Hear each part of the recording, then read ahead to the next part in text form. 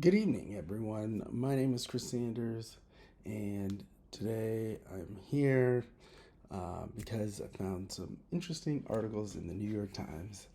Um, this one in particular is about Citi Bike, how it's been struggling to keep up with the demand.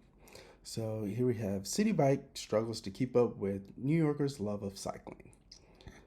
New Yorkers are biking so much more since the pandemic, making it hard to find bikes in parking docks in some high use neighborhoods. All right. So, yeah, it is.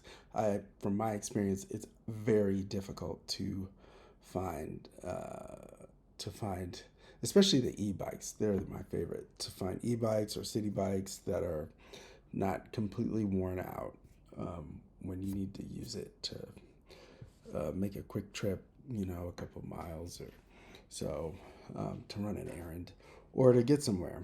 So here the article starts off with ever since City Bike started rolling through New York City, the bike share program has enjoyed steady growth, but as the popularity of traveling by bike has soared during the pandemic, City Bike has struggled to keep up with demand. Some riders in high use neighborhoods complain they can't find a slot to return their bikes because docking stations are full. Others find empty stations when they need a bike. Christiane Buskin said she was at her she was late to her job at a furniture showroom recently after pedaling up to 6 docking stations, all of them full. She gave up and took her bike into her office. Holy moly. Wow, she took her bike into her office. It's awful, she said. Since it started in Manhattan and other parts of Brooklyn in 2013, City Bike, which was operated by Lyft, has grown from 6,000 bikes and 12,000 parking docks to about 24,000 bikes and 47,000 docks. The program, which has spread to every borough except Staten Island, is by far the largest bike sharing system in the country. Wow, that's amazing. I'm glad New York is able to lead on something again. Um, but that growth has collided with the intense competition for space in New York's congested streetscape, which intensified during the pandemic as the city created open streets, expanded its bike lane network, and made room for outdoor dining. All right. I mean, I don't have a problem with any of these things, but I think we need to eliminate one of the 3 million parkings free, free, the three million free on-street parking spaces. I'm a park the car in the garage type of person. Same with the bikes, also, except they don't exist yet. Um, so Going on, increased ridership and unpredictable commuter patterns during the pandemic have made it hard to distribute bikes and docks evenly, City Bike has said. The bike share company and the City Department of Transportation are planning to add 8,000 more docks and 4,000 more bikes by the end of the year, largely in Manhattan, but also in parts of Queens and Brooklyn. In all, the aim is to have a total of 75,000 docks and 40,000 bikes by the end of 2024. Oh, wow, that's incredible.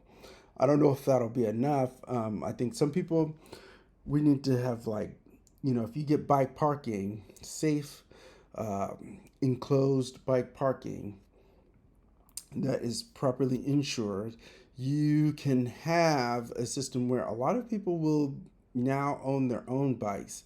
And so they won't need to set up City Bike or anything like that. And for a lot of people, that's actually the most affordable option. City Bike is, slightly less affordable in many cases than owning your own bike. All right. So going on with the article, more than 4 million people, nearly half the city's population, live outside of City Bike's Manhattan centric service area, a fact that triggers frequent criticism of the privately funded program. Okay, I know that triggers criticism of the program, but I think Manhattan is the most amenable to bike share. Other boroughs are not as amenable to bike share and bike lanes and bike access, which is why Citi Bike hasn't serviced them. I think the argument that, oh, the other neighborhood didn't get it, they didn't get it because they didn't want it. That's the reality. People say, oh, they're underserved, they didn't get anything, they didn't want anything. That's why they didn't get anything.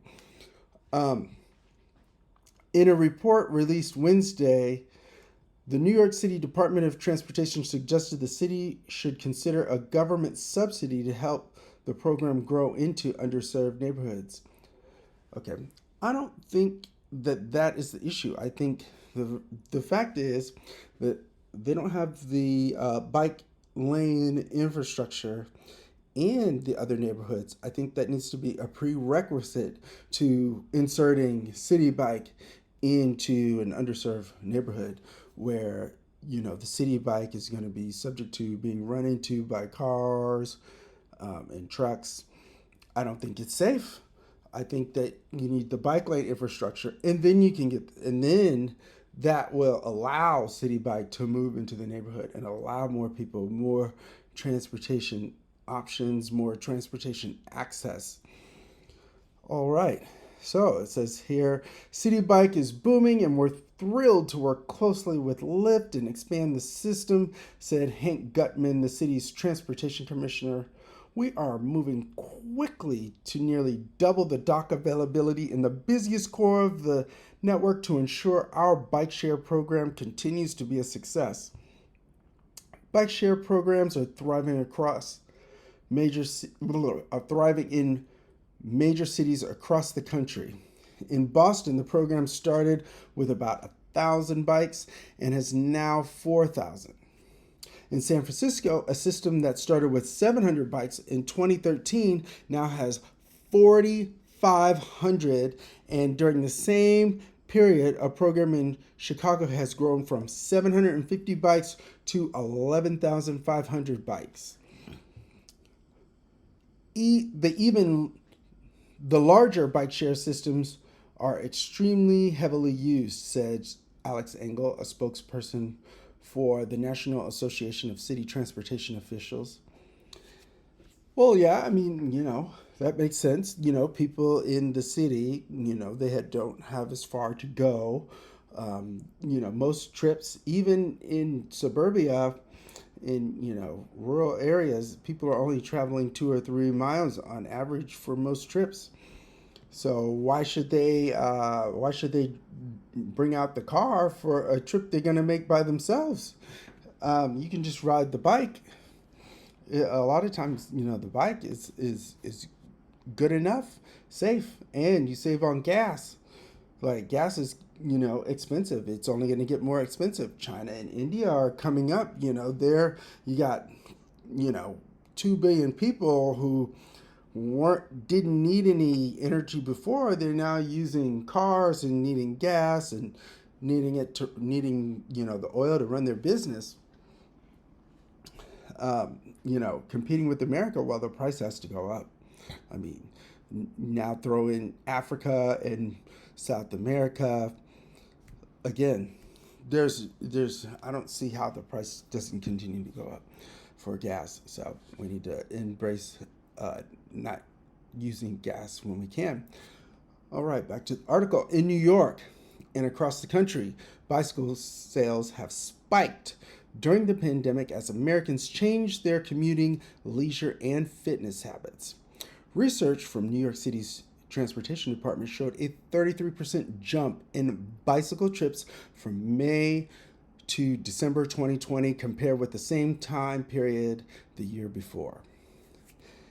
Now, and the increase isn't showing any signs of slowing down. Like, hey, look at me, right before, what? I got super lucky. Right before the pandemic, I literally restarted cycling again right before the pandemic. So when I was like 10 years old, my dad bought me a red and white 10-speed bike with all the trimmings when I was 10 years old. It was one of the best things my dad ever did. It was my first experience riding a bike, and oh my God, I fell off so many times. In any case, I decided to get a scooter to use it to go to work when I was living in San Francisco. And I determined that the scooter didn't, for me personally, I determined that the scooter didn't feel as safe, when it hit potholes and things, and that the bike was faster. Because in a hilly area, the bike can move faster. And one of my coworkers was like, "Hey, Chris, you should get an electric bike." He kept encouraging me to get an electric bike. He's like, "Look, man, you need to get an electric bike." I'm like, this shit is excuse my language. This is expensive," is what he said, and I'm like, "All right, okay, I'll get it. I'll get it." So I went and purchased an electric bike. I think it was a specialized um, bike, and it was electric. Like, I tried it out first, and I was like, "Oh my god, I can't not undo this experience." It was like pure joy, pure joy. In any case, so I got a specialized bike in like December 31st or January 1st. It was like the very beginning of January 2020 or the end of December 2019. In any case, then the pandemic hit, and yeah, and then all the bikes were sold out for months and months and months. So doesn't shock me.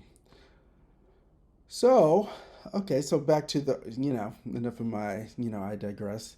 So, through November 17th, Citi Bike has recorded a 25.2 million rides, 4 million more rides than in all of 2019. And in September, the program recorded its highest monthly tally of 3.3 million bike rides. 3.3 million bike rides. That means if, there's only like 8 or 9 million people in New York, that means, like, let's say if everybody rode their bike once in a month, on Citi Bike, just Citi Bike, that would mean that like 30 or what, 30, like 40%, we'll say roughly 40% of the New Yorkers rode a bike. Um, I'd say that's pretty good. Like, and we're not even including the people who own, like myself, who own their bikes. Currently I'm riding a Gazelle C380 Plus, which is the perfect city bike, which I just love. Sorry, I'm not plugging it. I don't have any affiliation with them. I just like their bike. In any case, so 3.3 million rides, not including the people, the delivery worker, not including, people like me who like to commute, or the, cycle bros and cycle females, and other people, cycle thems, you know, not including those people, but so that means that probably half of the city was riding their bike at least once in a month. But as the city has sought to accommodate the surge in both bike share use and overall cycling by adding hundreds of miles of bike lanes, it has provoked a backlash from drivers and some elected officials who complain that parking and driving are now more difficult. Of course, they're more difficult. It's a city, it's supposed to be difficult to use the most inefficient form of transportation in a big city like New York. Like it like you know what you're getting. You can choose to use something else. You can choose to ride the bus. You can choose to hop on the subway. More people on the subway means the subway is going to be more safe. Um, and it also creates a demand for uh, the NYPD and the other subway security agencies to make the subway and the bus system safe.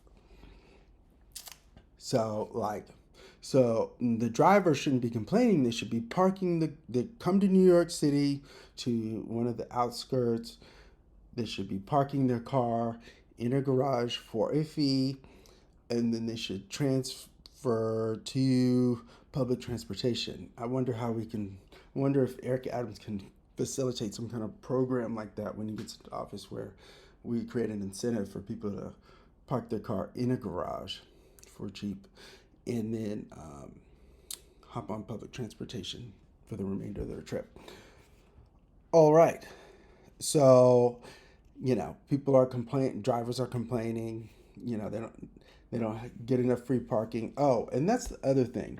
Free car parking. Imagine that. We're sitting on $1 million real estate. We got homeless people we can't afford to house, but we're going to put your private property on a free parking space that can, a car takes up 10 bike spaces. You can fit 10 bike spaces in the same spot you can fit one car. So I don't understand. So I don't understand why they shouldn't. If they're going to park, they should pay. I'm thinking somewhere around $250 a month at least. So we're talking like, let's say 100 square feet. I think $250, $500 a month, depending upon the area of town. I think that's reasonable for free, you know, for parking on the street. Again, I'm against on-street parking. I'm for garage cars parking in a garage. I think the streets should be beautiful, and cars don't allow the street to be beautiful. In any case, there's been a trend to eliminate parking spots for passenger vehicles when they have imposed all these bike lanes all over the city. Assemblyman David Werpin, a Democrat from Queens, who notes that his district doesn't have easy access to public transportation, well, again, this was my point earlier. You have to want it. You can't sit here and complain that there's no parking and then complain there's no Citi Bike. Like, you're gonna make a decision. Do you really care about these people, or are you just grandstanding the issue because they need the parking space so they can put some bikes there, some Citi Bikes, or even some allowing people to park their personal bike while they do their shopping or do their errand or go to work or whatever. Like, you just can't have chaos all over the city, like playing politics with people's lives and with public transportation. Because a lot of people, even myself, have used the bike to ride to the subway or to the bus, put the bike on the subway or the bus, and then I go where I need to go from there. Um, so some neighborhoods, and in some neighborhoods, residents complain cyclists have become a menace. For old people like me, I'm having issues because it's really scary, says Malu Haukuja, who's 60 years old, a writer who lives on the Upper East Side of Manhattan. You don't know where to look at. And while you're looking at one rider, there's another one breaking another rule. I'm in danger all the time. Her concerns, or their concerns, are very valid concerns. Sometimes, when the street is unsafe, the bike riders will ride onto the sidewalk. But I don't think in an article about a Citi Bike, I don't think New York Times and other news organizations should continually mention that some people are breaking the rules. Okay, cars break the rules all the time. They speed. Speed limit's 25 in New York City, but then they're going 40 or 50 or 60 miles. They're racing. They're making the loud noises with their mufflers and with the way they're configuring their cars. You know, Again, and then if we're talking about who's breaking laws, a lot of pedestrians also not following the laws as well. They're walking against a big red hand in their face, and then they're still walking across, and then they pretend to act shocked when a car or a cyclist doesn't know how to appropriately react. So again, everybody has to follow the rules, and in order for this to work, I think also the rules need to make sense. I don't think the same rules make sense for a pedestrian or a cyclist. I think pedestrians should get the most leeway in terms of like walking against a red, but then I also think cyclists should get a little bit more leeway as well when going against a red, because a lot of times it's safer for a pedestrian or a cyclist to go on the red rather than risk the interaction with a motor vehicle. And the motor vehicle, I'm sure, would rather uh, cross when it's clear, or rather know when there are people in front of them instead of being surprised when someone zooms out of nowhere. So, so there's that. So moving on down the article. Ooh, this is long. Okay. She added, if she says something to reckless cyclists, including some who ignore red lights or ride on sidewalks, the responses are not kind. She gets, "It's your fault, sorry, grandma," or "They just insult me." Still, it seems clear that New York will emerge from the pandemic as a city where biking has become a vital source of transportation, a development that advocates say need to be encouraged to fight climate change and keep more cars off the road. Yeah, something else, some other argument that people like to make also is that, oh, what about the disabled? What about the disabled people? They're not gonna, bikes are ableist. That's wrong because many disabled people also are not able to drive. So I have family members that are disabled. Some of them are disabled and they cannot drive. And many people are too old to drive. Okay, too old to drive. Some of them are driving anyway and killing people, but many people are too old to drive, or you know, bikes allow them to transport themselves, especially electric bikes, allow older people to transport themselves efficiently. I've talked to a few along my trip, who are older than me, and they also use an electric bike. Um, so I think um, cyclists, we need to be respectful of pedestrians and older people and understand they're not going to be able to move as fast in some cases, not all cases, but in some cases. So we need to continue to, we need to work on being more respectful of pedestrian priority. Um, so, in any case, the city has about 1,400 miles of bike lanes, making it the largest urban network in the country. Of that, about 569 miles are protected bike lanes, so that's roughly a third. With barrier, maybe a little, slightly less than slightly more than a third, so maybe like 40%, so 2/5. With barriers that, so 569 miles of are protected lanes with barriers that physically separate cyclists from vehicles. Those are the best kinds of lanes. I prefer them to be protected, i.e., raised to at the same height as the sidewalk, and then you can separate the bike lane from the sidewalk with trees or plants, and then on the other side separate the car curve with more trees and plants. So this year, the city says it plans to add another 55 miles of bike lanes, 30 of which would be protected lanes.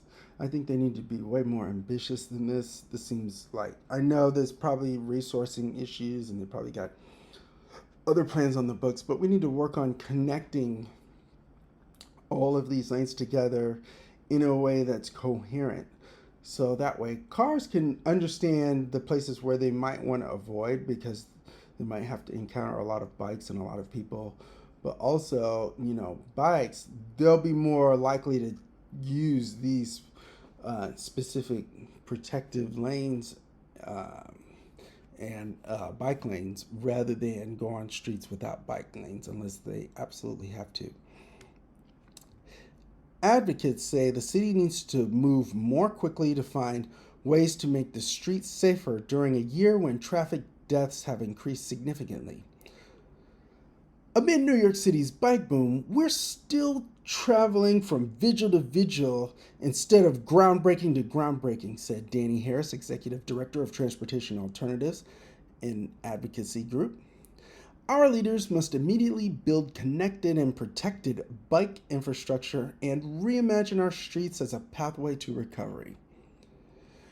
Eric Adams, a Democrat who is to become mayor in January, has vowed to promote cycling and build 300 miles of protected bike lanes in 4 years. And let me tell you, that is one of the reasons I voted for him. Okay, so my number one reason was when Scott Stringer and some of the other people who had good affordable housing, I think Scott Stringer and Eric Adams and Andrew Yang had the best affordable housing programs. So they were always going to be on my ballot in the primary. But Eric Adams was particularly good, but not quite as good as Scott Stringer's program. But I did notice that he supported 300 miles of protected bike lanes, and he was supporting public safety. That was his main platform. Was he wants to keep New Yorkers safe, and that's why I voted for him. Um, so between those three things, safety, housing, transportation, I feel like he's going to he those are the things he needs to focus on the most, and not get tied down in all of these, like, culture war things, like, oh, well, this one said that and that one said that, and we don't got time for that. We need someone who can govern. And Eric Adams has experience governing. He has a coalition of people who like him, and I think he can bring New York together. All right. Mr. Adams, an avid cyclist who used Citi Bike to travel from news conference to who used Citi Bike to travel to a news conference during the mayoral campaign, has suggested introducing other bike sharing companies in places that Citi Bike does not serve. I like that idea. I think you should also introduce bike parking. And the reason I think you should introduce bike parking is because people in underserved communities who might not be that wealthy, um, you know, probably want to be able to park their bike safely in their neighborhood. And solutions like Uni has come up. Uni is this amazing company that makes these safe bike parking spaces that are insured, and they can fit 10 bikes into one car space. So I went to an event like a few weeks ago, where they unveiled the Uni Mini, and it fits 10 bikes in one car space. And if you put that in the neighborhood, that allows more people to utilize their own bikes. So some bikes are very inexpensive, and many people keep them for many years. And so if you live in a poor neighborhood, it might be more cost effective to just go ahead and buy your bike, and then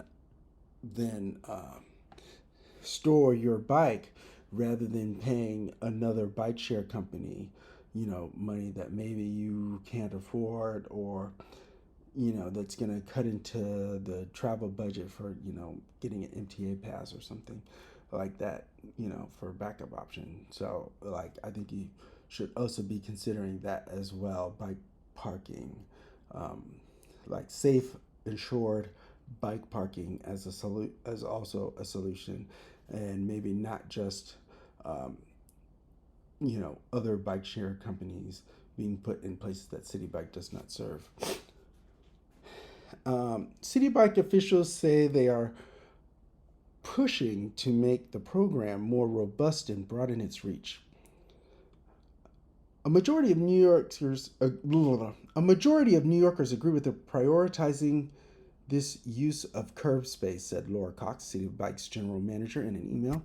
The challenge, she said, came from a vocal few with competing interests, such as preserving parking spaces, who pose a threat to the program's success. Jeffrey LaFrancois, the executive director of the Business Improvement Group in the Meatpacking District in downtown Manhattan, said the pandemic had proved the city with an opportunity. The pandemic had provided the city with an opportunity to be more ambitious about ensuring that bicycling becomes a key pillar of its transportation network.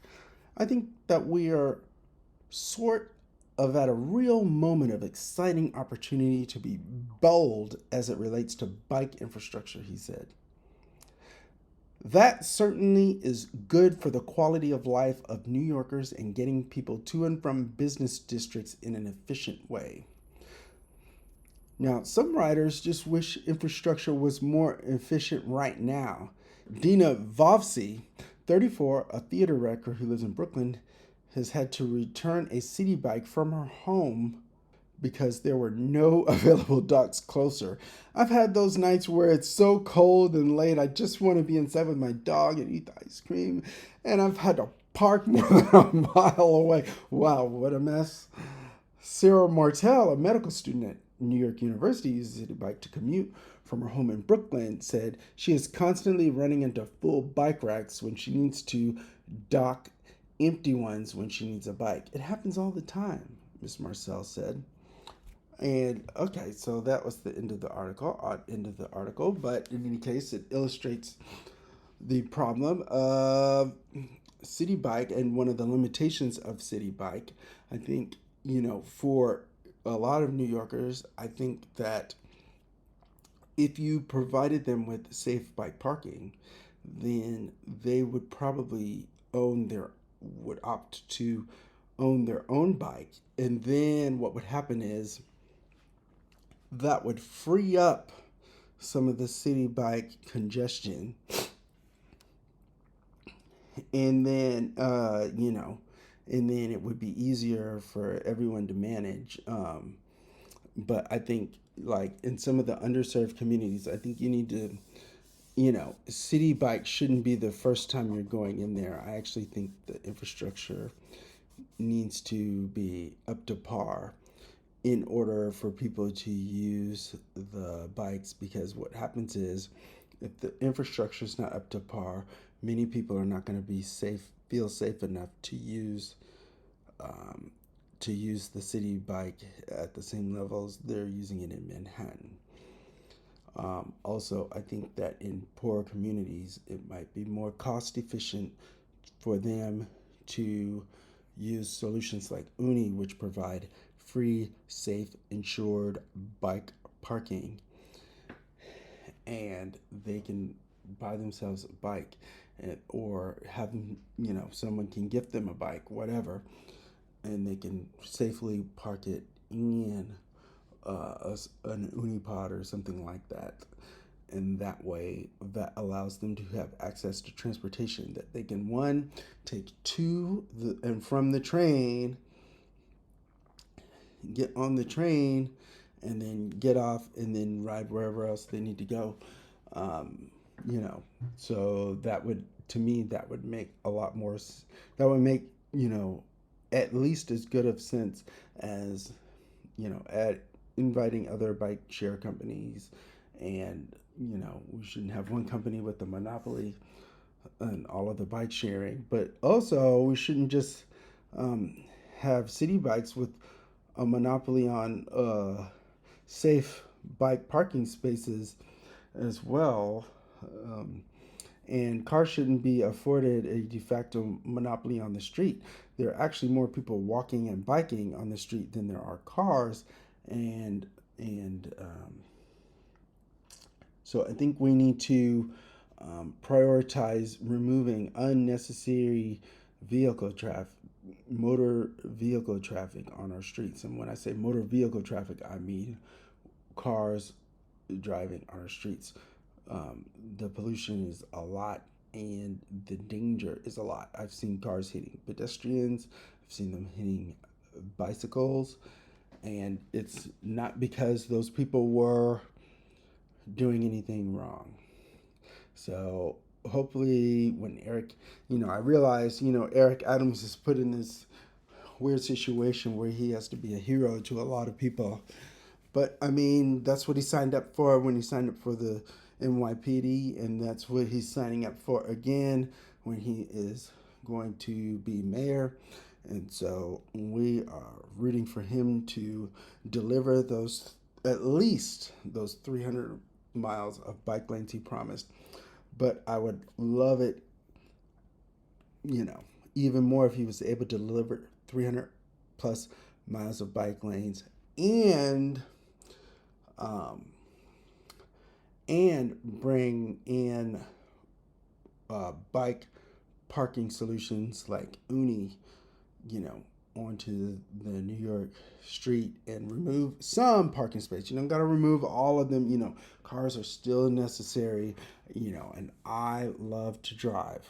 So I am not against cars. I just think you have to use the right tool for the right job in the city, and even more so, you have to use the right tool for the right job.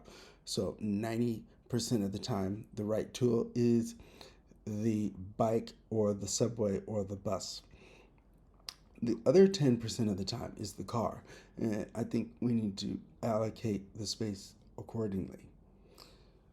In any case, I don't, that's my initial thoughts. You can tell me that I'm wrong and that this is why I'm wrong and what how I can fix my ideas. I'm always going to change the best idea or the idea that I think is the best idea. That's how I roll. In any case, let's make it a great day. Ciao.